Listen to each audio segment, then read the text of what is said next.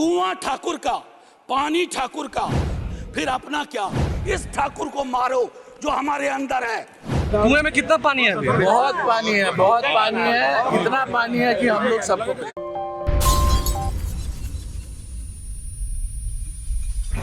नमस्कार, capital TV के खास प्रोग्राम 24 की चौसर में आपका बहुत बहुत स्वागत है। आज हम बात करेंगे 24 की चौसर में कि क्या है ठाकुर के कुएं में। आपको ध्यान होगा राज्यसभा में एक भाषण हुआ था, सांसद मनोज झा का, आरजेडी के प्रवक्ता भी है, उन्होंने ठाकुर के कुएं की एक कहानी सुनाई थी, एक कविता सुनाई थी, जिसको लेकर काफ़ी बवाल बिहार में मचा था। खासकर आनंद मोहन और उनके बेटों ने इस पर कड़ी आपत्ति जताई थी कि इस तरह की चीज़ें नहीं होनी चाहिए। खासकर राज्यसभा में प्रसंग कुछ था, उदाहरण कुछ दे दिया मनोज झा ने, तो ऐसा क्यों किया? ये एक जात विशेष को उकसाने की कार्रवाई है, इसके अलावा कुछ नहीं है। तो कहते हैं कि सियासत में कोई बात जो है कभी ख़त्म नहीं होती है, वो रखी जाती है समय पर, कालखंड में, एक सही कालखंड में फिर उसको उद्धृत किया जाता है, उसका उदाहरण दिया जाता है। तो आज एक वही सिलसिला शुरू हुआ जब चेतन आनंद ने कहा कि ठाकुर के कुएं में बहुत पानी है, ठाकुर के कुएं में बहुत पानी है और सबको पिलाएंगे, और जो ये कविता कहते हैं उनको भी पिलाएंगे। तो इशारा मनोज झा की तरफ है कि क्या है। देखिए, पाला बदला है, चेतन आनंद ने आ गए हैं अब ये सत्ताधारी दल में, और हैरान करने वाली बात यह है कि चेतन आनंद ने उस चीज़ को अभी भूला नहीं कि ठाकुर को कुएं को लेकर जो मनोज झा ने टिप्पणी की थी, उससे वो उस समय भी उन्होंने कहा था कि मैं बहुत आहत हूँ। इस तरह की बात नहीं होनी चाहिए। खासकर मनोज झा जैसे पढ़े लिखे सांसदों से ये उम्मीद नहीं थी, लेकिन पता नहीं किस मजबूरी में उन्होंने इस कविता को उल्लेख किया राज्यसभा में। तो चेतन आनंद जब पाला बदल गए तो उन्होंने इसका जिक्र किया कि ठाकुर के कुएं में अभी बहुत पानी है, चिंता करने की कोई ज़रूरत नहीं है। तो एक सिंबॉलिक अटैक जो होता है वो अटैक किया मनोज झा पर चेतन आनंद ने। देखिए, जिस तरह से ऑपरेशन करके उनको रात गए 2 बजे रात को लाया गया, फिर अपने परिवार से मिले, फिर बात हुई, मुख्यमंत्री से बात हुई।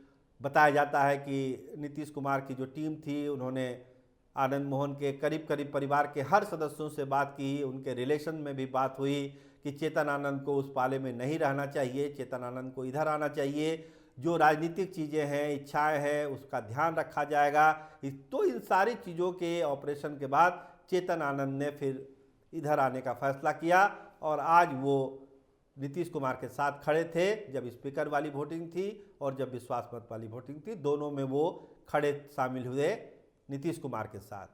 तो ठाकुर के कुएं के का एक सिंबॉलिक जो विरोध था वो ये जतलाने के लिए था कि आप अगर कोई बात कहते हैं राजनीति में, सियासत में, तो इसका दूरगामी असर भी पड़ता है। तो क्या इसका एक पॉलिटिकल इम्पैक्ट पड़ा चेतन आनंद के पाला बदल में? इस पर एक बहस बिहार में हो रही है। क्या इसका भी एक प्रभाव था? बहस जारी है, देखिए क्या कंक्लूजन निकलता है, लेकिन अपने अपने तर्क हैं इनके मानों का। देखिए, पाला बदलना तो बदल सकते हैं, बहुत सारे कारण हो सकते हैं, लेकिन वो कविता इसके लिए उत्तरदायी है, इस पर बहस हो रही है। क्योंकि उद्धृत किया चेतन आनंद ने उस कविता को। पहले एक थोड़ा सा उद्धरण लीजिए और सुनिए पहले मनोज झा ने क्या कहा था, और फिर आज क्या कहा चेतन आनंद ने, उसका जवाब कैसे दिया, और सोशल मीडिया पर उन्होंने क्या ट्वीट किया। पहले इन सारी चीजों को आप एक बार देख लीजिए। कविता कुछ यूं है। चूल्हा मिट्टी का, मिट्टी तालाब की, तालाब ठाकुर का, भूख रोटी की, रोटी बाजरे की, बाजार खेत का, खेत ठाकुर का, बैल ठाकुर का, हल ठाकुर का, हल की मूठ पर हथेली अपनी, फसल ठाकुर की, कुआं ठाकुर का, पानी ठाकुर का, खेत खलिहान ठाकुर के, गली मोहल्ले ठाकुर के, फिर अपना क्या, गांव, देश, शहर। और मैं फिर से क्लैरिफाई करता हूं, वो ठाकुर मैं भी हूं, वो ठाकुर संसद में है, वो ठाकुर विश्वविद्यालयों में है, वो ठाकुर विधायिका को कंट्रोल करता है। इस ठाकुर को मारो जो हमारे अंदर है। जानबूझ करके, क्योंकि संख्या बल उतनी शायद इनको लगी नहीं होगी, या जो भी बात है वो आप अब उनसे पूछ सकते हैं। लेकिन हाँ, ये बात है कि कुछ लोगों के साथ भेदभाव हुआ, हमारे साथ भेदभाव हुआ, जो भी चीज़ें हुई सबके सामने, मीडिया से कोई भी बात छुपी नहीं हुई है। आप लोग पहले से ही बता रहे थे, क्यों बता रहे थे हम नहीं जानते, आप लोग ज़्यादा जानते हैं। लेकिन कहा जा रहा है कि आपने धोखा दिया है। देखिए उधर सबको बुलाया गया, ये तो पता नहीं था कि अंदर रहना है। किशन जी आपको लेकिन कहा जाएगा, किशन जी आगे तय करेंगे। क्या आनंद मोहन जी ने कहा आपको इस तरह का फैसला लेने के लिए? किशन जी 3-4 महीने से सुनो हो गया ना, चेतन जी कुएं में कितना पानी है अभी? बहुत पानी है, बहुत पानी है, इतना पानी है कि हम लोग सबको तो आपने देखा कि ये जो कश्मकश है, ये जो लड़ाई थी, ये लड़ाई आगे भी चलेगी। ऐसा नहीं है कि मनोज झा कविता पढ़ना बंद कर देंगे और चेतन आनंद उस पर रिएक्शन नहीं देंगे।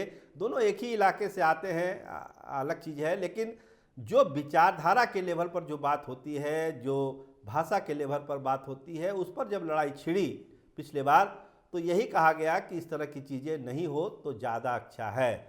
क्योंकि मनोज झा ने उसने साफ किया था कि देखिए किसी जात के खिलाफ हम बात नहीं कर रहे हैं, हम एक उदाहरण दे रहे हैं, एक सिंबॉलिक बात है, इसको समझने की ज़रूरत है।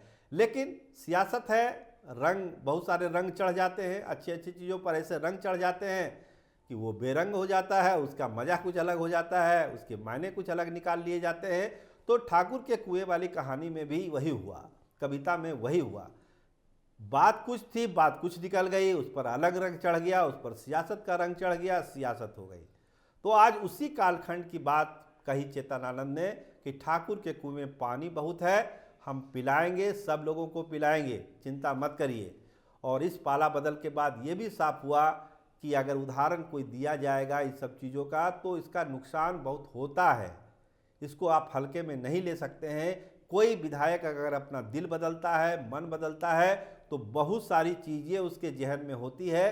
केवल एक सत्ता का लालच ही नहीं होता है, बहुत सारी सम्मान की भी बात होती है, प्रतिष्ठा की बात होती है, प्रोटोकॉल की बात होती है, बहुत सारी चीज़ें उससे जुड़ी हुई होती है, तब एक फैसले पर कोई पहुंचता है। बहुत सारी मजबूरी वाली बात भी होती है, तो बहुत सारे फैसले पर पहुंचने से पहले इस बहुत सारी चीज़ों को ये लोग देखते हैं, तब कोई बात होती है। तो ठाकुर के कुएं के जिक्र आज हुआ, तो ये कहानी वहीं से शुरू हुई। आज एक बार फिर ख़त्म होने को थी, लेकिन एक बार फिर शुरू हो गई कि ठाकुर के कुएं में पानी कितना है। तो चेतन आनंद ने बताया है, अब मनोज झा तक ये बात जरूर पहुंची होगी कि चेतन आनंद ने क्यों जिक्र किया ठाकुर के कुएं का और उसका कितना नुकसान हुआ, ये तो आकलन का विषय है। लेकिन फिलहाल स्थिति ये है कि एक कविता ने सत्ता पक्ष को मजबूत किया और महागठबंधन को कमज़ोर कर दिया। आप देखते रहिए कैपिटल टीवी बिहार। आपका बहुत बहुत शुक्रिया, आपका बहुत बहुत धन्यवाद।